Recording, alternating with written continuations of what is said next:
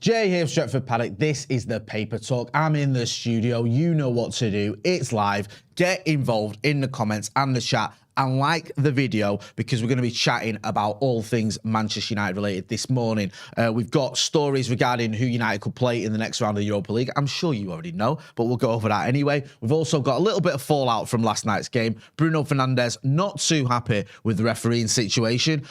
Do you agree? Let's find out. I want you all to get involved in that discussion. He's also made some Garnacho comments as well that, whilst it almost feels like damning with faint praise, we'll get into that because he's been relatively complimentary, but he's also had a little bit of a, maybe a dig is a strong word, but slight criticism, shall we say. So we'll get into what he said about Alejandro Garnacho. And also, as well, there's a transfer rumour. Manchester United ended the game last night with Harry Maguire up front. Was that a message from Erik ten Hag to the board? I mean, obviously he did that because he wanted to, you know, get a goal as well. But was he having a little bit of a message towards the board? It's shades of Jose Mourinho playing Scott McTominay in defence. We'll get into all that, so make sure you let us know as well because we have been linked with a striker. We've been linked with loads of strikers, but this morning there's a new story doing the round. So I'll get into that. Let us know what you think about those stories. Any other stories as well, we want to hear from you guys. Jake says, God, I love that green kit. Yona Lay, is that how you say it? Yona Ledge says, how's the weather, Jay? It's cold. It's getting there now in Manchester. Parker weather, fully fledged. Danny In says, morning, Jay. Sonic Worm says, who doesn't love a United versus Barca game? Yeah, do you know what? I was a little bit annoyed last night, but I'm beginning to get round to the idea of you know, a bit of a glamour tie. Jokoya Trot says, morning, Jay. Glazes out, as always. A great sentiment and one I wholeheartedly agree with, my friend. Right. If you don't know, now you're going to know, the potential opponents for Manchester United in the next round of the Europa League. The draw is on Monday afternoon, so we'll keep you posted on that. We'll probably do a Twitter space or an Instagram live or something just to let you know and have a discussion. More to have a discussion, really. We'll probably do a Twitter space, shall we? So we can have a chat about it, about United's opponents when they're announced. So you've got Ajax, Barcelona, Bayer Leverkusen, Juve, RB Salzburg, Sevilla, Shakhtar Donetsk, and Sporting Lisbon. So some big teams there. I mean, there's Champions League winning teams. There's, you know, multiple Champions League winning teams in that list. That is the sort of list you would get normally in the Champions League. You know, you look at especially likes of sort of Ajax, Barca, and Juve. They're three of the biggest clubs in the world. So, yep, we could end up with one of them. Leverkusen, we played them before. We've got a bit of a mixed bag. Did we batter them under Moyes, but then we've lost to him as well, I think.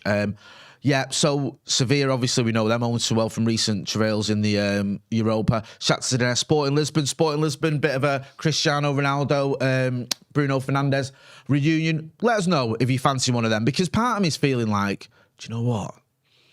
I wouldn't mind a Barcelona, because that's like a Champions League game, innit? And also, maybe I can get a pass and go to Barca as well. So, yeah, let us know what you think. Are you excited by them? Are you annoyed, frustrated that we've actually got this extra game when it looked like, especially after Alejandro Garnacho's goal last night, that we weren't going to have to go through it? I'm interested to hear what you guys think. Sam J says, morning, Jay. Victor M says, hope we meet Barca. Oh, I'm just getting some stats here in front of me. Yeah, Leverkusen under Moyes, that 5-0 win away to Leverkusen. Do you remember that one? Oh, my days. And then just scroll up a little bit on that. There was one, wasn't there? Oh, yeah. Was the one we... That was the one we lost, wasn't it? In the semis in 2002, where we drew at Leverkusen 1-1 and drew at home 2-2. That's the one I was trying to think of, I think. Yeah, so we have played Leverkusen a few times. Bit of a mixed bag. Sorry. Yeah. Khalid Mahmood says Bruno was invisible. Eriksen was trash. Ronaldo had no end game. He's not too happy. Santa Notch says going out to Sevilla again would be horrid. I agree. V Cobra says ref needs to get manscaped. Nothing wrong with getting manscaped. James Dockery said it's Ajax. It's script written. You know what? I didn't really touch on that, did I? But Ajax would be the sort of story of all stories, wouldn't it? Because you've got obviously Erik ten Hag going back there. You've got Lisandro Martinez, who misses, I think, the first game because he's suspended. But he obviously would play the second game, so there's that as well. Anthony, let's not forget. Even Eriksen, I think, was there for a little while, wasn't it? So, yeah, there's definitely a narrative there. It's like, oh, the big one is obviously ten Hag going back to his old club. Ajax had a bit of a sticky one in the Champions League, didn't they? They usually do all right in the Champions League group stages anyway. It's the knockout stages where they've not always shone in recent years. But yeah, they had a bit of a nightmare in the Champions League group stages, hence the reason they're in the Europa. Would be quite ironic if we played Ajax, wouldn't it? James Wood says, who's been a member of the first team for 6 months, says, we defended well last night, but didn't do enough going forward to get the second. Referee lost control with his cards and buying the free kicks. I'm going to get into that in a minute because, there's a lot of anger towards the sort of the referee. And I hate going on about refs, especially when we've not got the result we wanted, because it just feels a little bit like you're being bitter and sour grapes and all that sort of stuff. Well, I think you can say we should have done better, we should have been better, and the referee should have been better. The two aren't mutually exclusive. Both of those things, can be true. And you look at it, we did a poll on our Twitter 33 minutes ago. We've had over 2,000 votes. Bruno Fernandes has criticised the ref. Was he right to do that? 87.6% say yes, he was awful. 12.4% say no, it's sour grapes. So we will get into that in a minute. First of all, on Bruno, though, he spoke about Alejandro Garnacho last night. Now, it was a bit of a sort of odd statement. Not odd, I think that's the wrong word. It was a very honest statement, what he said about Garnacho, because usually when you've got a young player who's just scored as well, in the Europa League, and you're asked about him or you're commenting on him, then you're going to be, full of praise. And he was to a certain degree.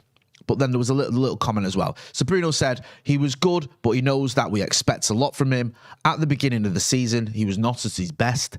In the tour, he didn't have the best attitude that he should have. That is why he didn't get his chances. Now, I think it's Chris Sutton, I don't know if anyone cares about what Chris Sutton's got to say, who was quite critical of that. He said, there's an article, I think, in the Metro, said Bruno Fernandes slammed for totally unnecessary criticism of Manchester United teammate Alejandro Garnacho.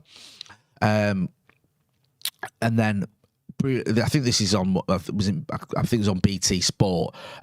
Chris Sutton says totally unnecessary. The message which I think Erik ten Hag wants coming out of Manchester United is that it's harmonious. I was really surprised at that. He could have used different language. Now, this is what annoys me a little bit with pundits, right? And people when they comment on Man United, the contradictions. Get my words out. Are just rife. At the one hand, you're like, Manchester United should have standards. Manchester United, get back to where they used to be. Manchester United should be doing things the way they used to do in the Sir Alex Ferguson era. And then on the other hand, it's like, well, actually, no, everyone should just be singing from the same song sheet. Not even singing from the same song sheet. There shouldn't be any public criticism. There should be, it should all just be harmonious. I don't have a problem with what Bruno Fernandes says. And the reason I don't have a problem with it is because it's well documented that Alejandro Garnacho was late for team meetings. I think The Athletic ran a piece in it. I'm not sure. Other papers ran a piece in it in pre-season. It's an open secret. It's not like Bruno Fernandes is, pulling behind a curtain and giving people information they didn't know. Everyone knows that Alejandro Garnacho was late for team meetings and was punished because of that. So this idea that Bruno's somehow given us all this sort of revelation, I'm not quite buying it. And I think he's been fairly honest there. You've got a player here, a young player who's getting in and around the first team. Bruno Fernandes is saying, yep, he's doing well. His attitude at the beginning of the season probably wasn't, or pre-season wasn't where it needed to be, but that's something he can work on. I don't think it's that bad. It's not like he's laid into him. Let us know what you think. I might be in the minority. I'm interested to hear what you guys have got to say. Shady Land says, genuinely don't fear anyone these days. I genuinely believe we'd smash any one of those teams. All are on the decline whilst we're on the incline. I'm with you. You've got me going. C. Jones says, look at that shine. Thank you, brother. Tune In TV says, can't give a kid too much praise. Yash Gami says 12.4% on that poll that I mentioned earlier are not United fans. Ann L says, he's 18 FFS, you know what that means. It's Erik ten Hag's job to guide him as a young lad onto the right path. Is it any wonder he's a bit wayward when he's had 11 million managers already? So he's a bit like, you can't blame Garnacho for just, being a bit late now and again or whatever. Cam Rockham says, what exactly did he do? His attitude was bad. It's so vague. From what I gather, and I'm pretty sure there was, I'll try and see if I can pull one up. I'm pretty sure there was articles on this. And I think it was a team meeting or something. I think, yep. So there was, I've just pulled this up. I've just Googled this now and it's come up on Straight News. And it says that ten Hag punished United player for being late for meeting on tour. does it go on to say, according to the Athletic? Oh, right. So I don't know if it actually does name Garnacho. I think it's in the Athletic. It says that there was a player that twice turned up late for a meeting and was punished. But I think that a lot of people have, and it's been documented that, you know, it was Garnacho. I think he was late a couple of times. Now, to be fair to him, you come from an environment where, you know, last season there was the Ralph Rangnick era where everything was just sort of up in the air and everyone seems to be doing what they want. Now you've got Ten Hag, and sometimes you've got a situation where a player and you know, might not realise the gravity of why this is so important, because in the past he might think, well, you know, when I was at the academy or when I was at other clubs or when I was at other meetings, you know, you come a bit late, it's not the end of the world. You get stuck in traffic or you're just running late or whatever. It's not that bad. However, obviously with Erik Ten Hag, it's different. He's, you know, he has to sort of, he expects players to toe the line, as we saw with Cristiano Ronaldo. Cristiano Ronaldo left the game early. I know it's completely different, and Erik Ten Hag punished him. So, you know, it's obvious with Erik Ten Hag, he does take discipline very seriously. He takes punctuality very seriously, and this is why, you know, maybe Bruno's sort of making those comments. Let us know what you think anyway. Do you agree with that, or do you think Bruno's being a little bit harsh? Because I know he's a young lad, young-side lad. I just feel like there's nothing wrong with that. Just sort of laying down a marker there and saying, listen, you've got all the talent, you've got to make sure your attitude's right, and you've got a bright future ahead of you. Whitterbird says, Jay, I'm not sure you should make excuses, as us fans know what Erik Ten Hag was like and his strictness. Yep, you do. It's a good point. Everyone knows he is strict. I don't think there was, you know, too much of a sort of confusion there. He is a strict disciplinarian. It's weird with youngsters, because part of me is like, you know what, I do feel a bit for him, because I know it's like, well, you're young and you're just sort of learning, you're finding your feet, and you might think, oh, well, I've got away with this in the past. But then there's the other side of it is, you know, you're playing for Manchester United and you're playing under Erik Ten Hag. And also, if you want to get in the first team, you got to toe the line properly. I mean, even if you're Cristiano Ronaldo, you got to toe the line, let alone if you're an 18-year-old who's barely kicked the ball for the first team. So, yeah, I don't want to be too harsh on the kid, and I think he's learned his lesson in here. Let's focus on the positives as well. Fantastic goal last night. He's been a breath of fresh air. We saw him at the academy. We saw what he did. I was at the FA Youth Cup final against Nottingham Forest. Had a very good game there. Obviously got a goal. It'd be interesting to see how it pans out for him. If United can manage him properly, he can have a very bright future. One thing that we've not done always at Manchester United is look after our youngsters in the right way. Because you look at some of them, look at Anthony Elanga, for example. A lot of people hating on Elanga at the minute. And I understand that his performances tailed off last season, and this season he's not really done a lot where you go, oh, he's amazing or whatever. But I do feel a little bit for him, because he was overplayed last season for me. I mean, he played like 20 odd games or something stupid. Shouldn't have been playing that much. Shouldn't have been playing that many games for Manchester United. He didn't score for about the last, 14 games or whatever it is. And he still got picked. Now, yes, there's other factors at play. There was a drop-off from other players' form. You know, Ralph Rangnick obviously felt like he could trust Anthony Elanga, but whatever. But I don't think that's the right approach to youngsters. We've seen it with likes of Marcus Rashford as well, where we've just been throwing him in when he's injured and stuff. I just hope we get it right with Garnacho, because he's a phenomenal talent. And I just think that if you can get it right with him, use him in the right way, nurture him in the right way, give him good examples, have a manager who knows what he's doing with him, have players who are willing to criticise him when he needs criticising, and put an arm around him when he needs that, then we can go a long way with that player. Let's talk about Bruno Fernandes' other comments, because he's been talking about the referee. Which, you know, he's not alone in criticising the referee last night. And not just last night, I think you can see it from the graphic there. That's from the first game, that one there we've got. Because I thought the refereeing in both Sociedad games left a lot to be desired. And I know it might sound a little bit sour because we've got, you know, not got beat last night, but we've not topped the group. But I just call it as I see it, and I just thought the referee lost control last night. In the first game at Old Trafford, the referee there, he gave a penalty which shouldn't have been a penalty, because it hit Martinez's, I think his hip, then his arm. In the rules, that's not a penalty, but they got one anyway, which obviously gave them the win. Last night, you saw Sociedad players going down constantly, buying free kicks all the time. The referee, for me, seemed at one point to lose control of the game, and Bruno Fernandes was talking about it after the match. He said the frustration was that their team stopped the game so many times. They waste time. The referee gave them the chance to do that when he knew it was enough for them. He was speaking to MUFC, by the way, Bruno Fernandes. He said the referee should stop that before, and they waste too much time for only 5 added minutes. But it's not because of that we don't win with 2-goal difference. We won the game. We have to keep the positive energy we have. So he's not completely blaming the referee for Manchester United not topping the group, but he is obviously having a bit of a swipe there. Let us know what you think. Do you agree? Do you think the referee was part of the problem last night, or do you think Manchester United just need to suck it up a little bit? Noto says, United trait in recent times is to mismanage young talent, going back to Garnacho. That and also having no forethought in identifying signings. That's a good point as well. Our signings have been a bit scattergun approach, and you couple that with not always nurturing the youngsters the best way we can, then you can understand why Manchester United have gone a few years, well, more than a few years, without a trophy. Hopefully, though, with Erik ten Hag, we're getting both sides of that right. We know he likes to bring in young players. You saw what he did at Ajax. Hopefully, he can bring that to Manchester United as well. And the signings we've made so far are very, very good. It's also worth noting, I mean, I mentioned it briefly, that Martinez has been an absolute revelation. Missing, I think, that first game in the next round of the Europa is a little bit frustrating, especially if we get one of the big guns. Mr. Goosey says, the ref was a joke yesterday. So Sociedad players wasted so much time, fakes, fouls, and the ref just bought it 100%. Jake says, seems to be consistent theme this season with refs. Yeah, I think we've had a few, haven't we? I know you go, well, you know, what are you moaning for? Get on with it and all that. But I think we've had some poor refereeing decisions this season. I really do. Hit that like button. There's almost 1,000 people watching. We've not even got to 200 likes. Let's get to 300 likes. Come on. If you're watching, just slam a like on that like button. Yeah, hit the like button. Let us know as well what you thought about the performance last night, not just the referee. Here's one for you. Invisible Light says, what WTF has happened to Donny? You know, I was thinking about this earlier, and I was thinking, you know, I was trying to remember the team, the starting 11. I was thinking, who was the other midfielder we had in? I couldn't remember. It wasn't Fred. Who was it? Oh, yeah, it was Donny van der Beek. What do you make of his performance? Because I don't really think he did a lot, to be honest with you. And I think that's a bit of a theme going on with Donny van der Beek. I still feel like the jury's out on him for me. I don't know. I feel like I've been saying that ever since he arrived from Ajax. I didn't even mention him earlier. If we play Ajax, yeah, he's another one he'll be facing his own team. Yago M says, Donny was invisible.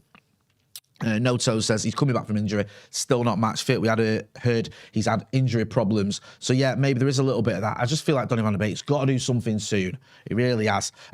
Solitude Guard says Eriksen and Van der Beek were poor last night. Absolutely poor. Eriksen had a couple of moments.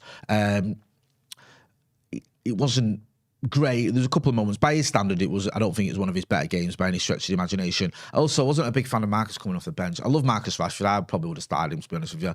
Didn't really have an impact, did he, when he came off the bench? And I much prefer Marcus Rashford when he starts. I prefer Marcus playing 90 minutes. I think not only does he play better when he starts, he's also got a knack for getting you late goals. So, yeah, that would have been my sort of take. But listen, you've got to trust the manager. I know it didn't work out, but he knows far more about football than I do. Should we move on to some transfer rumours? Because where would we be without a big juicy transfer rumour?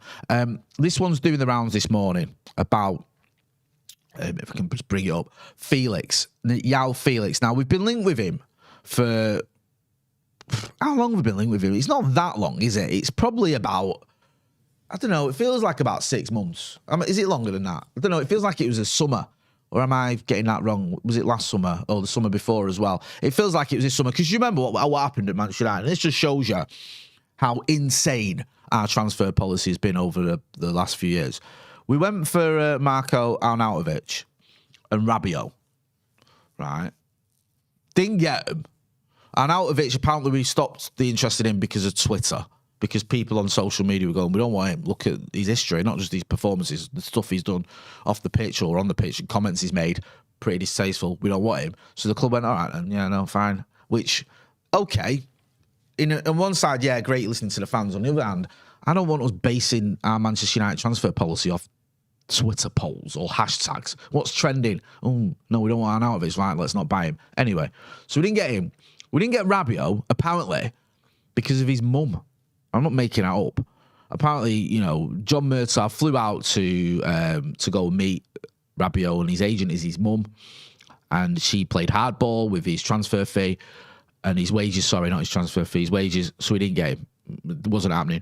Now that's all right. I wasn't that particularly bothered about whether Adrian Rabiot came to Manchester United. But the weird thing about that is, right, you don't get Arnautovic, you don't get Rabiot. So you go out and you buy Casemiro, and then we were linked with Felix for about 100 million.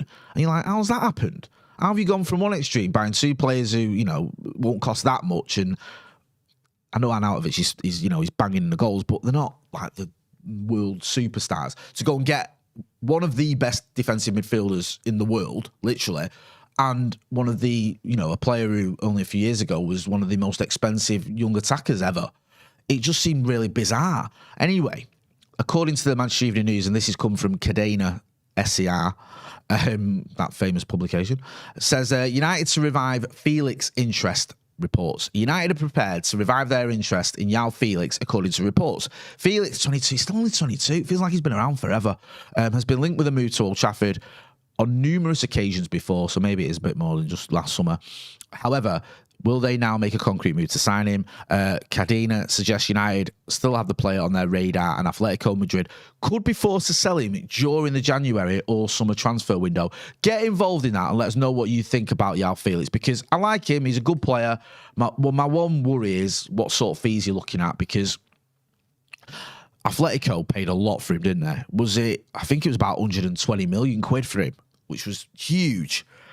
And this was when I think he was still a teenager, wasn't he? I think, was he about 19 when they bought him? So, it's 120 million quid. You think, okay, he's 19 and, he can smash it up. But it was a bit like one of them. He'd had one big season, hadn't he, at Benfica, where I think he scored like 20 goals, whatever. And then Atletico just went, right, we'll get him. Bring him in. Big money. Do it. And then he was a little bit underwhelming, I felt. Like, he did all right, but not like smashing it. And I feel like that's been the sort of theme there. He's been all right at Atletico. I don't think he's tore it up at all. And I think that's one of the reasons that obviously they're willing to sell him. This season, just looking at his numbers, he's got 2 goals in the league in 11 appearances. And there is only 2 goals this season in all competitions. Last season, he got 10 goals in 35 games in all competitions. The season before, 10 goals in 40 games in all competitions. The season before that, 9 goals in 36 games in all competitions.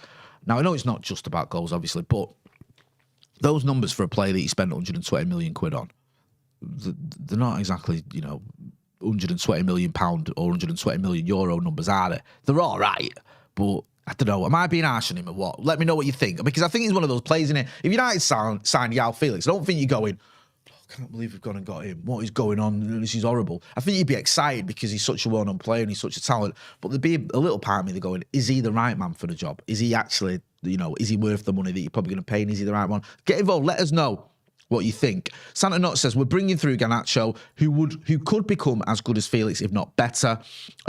Lucas Malasela Makubala Jr. says, I know this is a bit off topic. Anything topic goes on this show, bro. But when are we renovating Old Trafford and Carrington? Thought the Glazers were seeking funding for that. Aren't there league requirements for this to be done soon? I mean, it's a good question, that, because I've got a bit of a beamer bonnet about the state of Old Trafford. It's just becoming decrepit, isn't it? And also Carrington, when the Glazers bought United, using all those loans that they took out that have left us in hundreds of millions of pounds of debt that's still not been paid off, Carrington was pretty much state of the art, and now it's almost vintage. Yeah, it's not been done up for 20 years or 22 years. Excuse me. It needs, revamping, should we say. I actually think Old Trafford needs a massive rebuild. I really do. And I think we're getting left behind. That's a different story for a different show. But this just looks like the Glazers, they're not going to spend any money. They don't spend money on Manchester United. They're probably looking for funding from somewhere. We're probably ending up with the Tesco Arena or something. I can do this. Vibav Ja says, I prefer Vlahovic over Felix. I believe he would be more suitable to the Prem. Guides says, listening in the car here in Melbourne. Can't wait for the day to have Paddock back here. We miss you, Jay. Thanks. I had a great time in Melbourne. The Aussie United fans were fantastic. Went to Melbourne and Perth in pre-season. I couldn't have asked to meet a better bunch of people. It was a top laugh and so passionate. Loved it. Loved the football that was over there as well. Eric Ten Hag's early games. And yeah, it was great to watch it with some of the Aussie fans. Jonas Loic says, Jay, without our GOAT, Cristiano Ronaldo, no goal yesterday. He set up the goal, didn't he? Let us know what you think about Cristiano Ronaldo's time at Manchester United. It does feel like sort of people have turned against him a little bit. I think he gets more stick. I know obviously that lad's sticking up for him. But, it does feel a little bit like not everyone is. Make sure you're subscribing to the channel, by the way. There's a link in the chat there. Hit that subscribe and also hit likes. We've got almost 1,100 people watching, and Not even 200 likes. Come on. That is a disgrace. Yeah, the Joao Felix one is an interesting one, and we'll have to wait and see what happens. The big thing for me there is it's not just about whether we buy him or not. It said there it could be January or summer. I think you've got to look at January, haven't you, for a striker? We're playing Harry Maguire up front, right? What is going on? Why are we doing that? Because we've got a lack of options. Anthony Martial, who I love, right, has played 100 minutes this season, and we played about, 16 games or something. You can't rely on him. Marcus Rashford, who has been playing well and has been playing well down the middle, is probably our only one who you go, okay, there's a bit of more long-term-ism there, if that's even a thing. Cristiano Ronaldo, who, as the comment said, that he's one of the greatest of all time, he's 37. And he's tailed off. He has. Now, it might be a blip. It might be because he's not playing every week, whatever. But you can't rely on a 37-year-old to lead your line for Manchester United. You can't rely on a player like Anthony Martial who's constantly injured. Now, if he comes back and he's fit, great. But what if he doesn't? What if the January transfer window's been and gone and we haven't bought anyone? Are we going to start sticking Harry Maguire up front again? Jake says 1,000 likes and Jay will grow a mullet. I wish I could. AB163 says, reminded me of Fellaini days. It did, didn't it? I agree with that. It was like that. Put Fellaini up top and just stick, fire the ball up to him. At least Fellaini was, got some important goals. Harry Maguire's not really known for his goal scoring ability, is it? So it just seemed a little bit weird. Mozan33R says, Joao Felix has been injured for 349 days at 22. Martial has been injured for 390 days at 26. Do you really, really want him there? That's a good point, that, about the injury record. I didn't realise that. So, yeah, there's a bit of a question mark maybe regarding his injury. Vishal Jadav says he actually headed a few balls quite well yesterday, the slabhead. I think he's talking about Maguire. And, I mean, I'm not blaming Maguire. I know he gets a lot of stick, but if he's asked to go up front, he did his best. It's not his forte. So I don't think we can be too critical of Harry Maguire if he's not banging in hat-tricks because he's up front. Santa Notch says, at least we had a plan C with what is still a lack of depth. Yeah, Eric Ten Hag was getting a little bit of stick off people, but needs must. And it's not like we had loads of options, is it? You got Shola Shoretire, I think, was on the bench. Anthony Elanga on the bench. He's not quite where you want to be. Jason P says, bet you're glad pumpkin picking season is over. I didn't go pumpkin picking this time round. I did do the pumpkin, but I'm not a big fan of pumpkin picking now. Some of my missus posting pictures of me sulking when I had to go a few years ago. Listen, I'm going to leave it there anyway before we get distracted. Back later on with the brew. Also, make sure you're looking out for the preview. That'll be up later on today. We're going to be looking ahead towards the Aston Villa game this weekend. A big game, ain't it? Against Unai Emery's Aston Villa team. I wish it was Steven Gerrard was still there. I wish we could have got him sacked. That would have been great. That one of his last game against United, and he got sacked. Never mind. Anyway, Evan Soul said, "Who's on the brew today? We've got a special guest from America. I think you know who it is." Danny Innes says, "Thanks, Jay. See you later on the brew." Thanks everyone who got involved in the comments and the chat. Thanks everyone who hit the like button and who subscribed. And if you haven't, make sure you do. I think is he now actually in charge of Villa? Yeah. He is. He's taken over, yeah, because I wasn't sure if he had. Apparently he's still having visa issues, sorry. So he might not be in charge, and it might be, it might be someone else who's in charge. Well, doesn't matter anyway. We'll still beat him, hopefully. Right, I'm going to leave it there. This has been the Paper Talk. Thanks to everyone who got involved. I've been Jay. See you later.